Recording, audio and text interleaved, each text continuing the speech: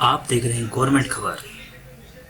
आज की सबसे बड़ी न्यूज निकल के सामने आई। नेपाल ने नया मैप जारी कर दिया है। नेपाल ने नया मैप जारी करने का फैसला किया है। काला पानी और लिपू लेक को बताया है अपना इलाका। नेपाल की सरकार ने अपने देश का नया राजनीतिक नक्शा जारी करने का फैसला किया है। सोमवार को नेपाल की तरफ से एक बयान जारी कर कहा गया है कि अपने देश का नया राजनीतिक मानचित्र जारी करेगा, जिसमें कि लिपू लेक और काला पानी क्षेत्र शामिल होंगे। साथ में लिम्पियाधुरा भी इसमें शामिल होगा। बता दें कि इन क्षेत्रों को लेकर भारत और नेपाल के बीच काफ़ी समय से सीमा विवाद जारी है। दरअसल यह फैसला सोमवार को नेपाल के प्रधानमंत्री केपी शर्मा ओली के नेतृत्व में मंत्रिपरिषद की बैठक में लिया गया है, जिसकी जानकारी नेपाल के विदेश मंत्री प्रदीप ग्यावाली ने नेपाली में ट्वीट करके दी है। उन्होंने लिखा है कि ये तीनों हिस्से नेपाली क्षेत्र के अधिकार क्षेत्र में आते हैं। असल में ये विवाद क्यों बढ़ा? दरअसल करीब 10 दिन पहले ही भारत ने लिपू लेक इलाके में सीमा सड़क के उद्घाटन किया था और 6 महीने पहले ही भारत अपना नया राजनीतिक नक्शा जारी किया था, जिसमें कि लिम्पियाधुरा, काला पानी और लिपू लेक को भारत का हिस्सा बताया गया। उधर नेपाल ने इन इलाकों पर लंबे समय से अपना दावा जताता रहा है। नेपाल में भी हुआ है इसका विरोध। मालूम हो कि नेपाल में लिपू लेक इलाके में भारत के सीमा सड़क बनाने और उसके उद्घाटन करने के बाद काठमांडू में नेपाल की संसद से लेकर काठमांडू की सड़कों तक इसका विरोध किया गया है।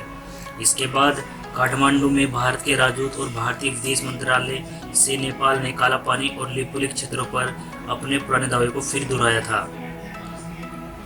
नेपाल का जमीन पर से दावा छोड़ने से इनकार। इतना ही नहीं, इस दौरान नेपाल की तरफ से यह भी कहा गया है कि भारत ने जिस सड़क का निर्माण उसकी जमीन पर किया है, वो जमीन भारत को लीज पर तो दी जा सकती है, पर उस पर दावा नहीं छोड़ा जा सकता है। वहीं भारत ने दोनों पक्ष राजनीतिक बातचीत के माध्यम से इन सभी सीमा मुद्दों को सुलझाने के पक्ष में है। हालांकि इस तरह की वार्ता कोविड-19 संकट में संभव नहीं दिखाई पड़ती। हम चाहते हैं कि भारत और नेपाल इस पर सही निर्णय ले और सीमा विवाद को सुलझाए।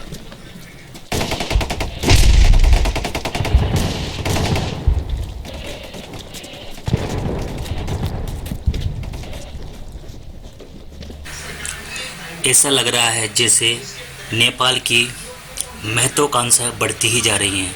इसके पीछे क्या रीज़न हो सकता है?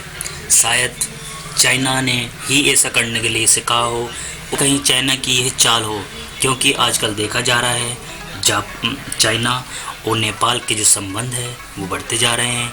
लेकिन नेपाल को ये समझना होगा, चाइना हमेशा से ही विस्तारवादी नीतियों के लिए जाना गया है।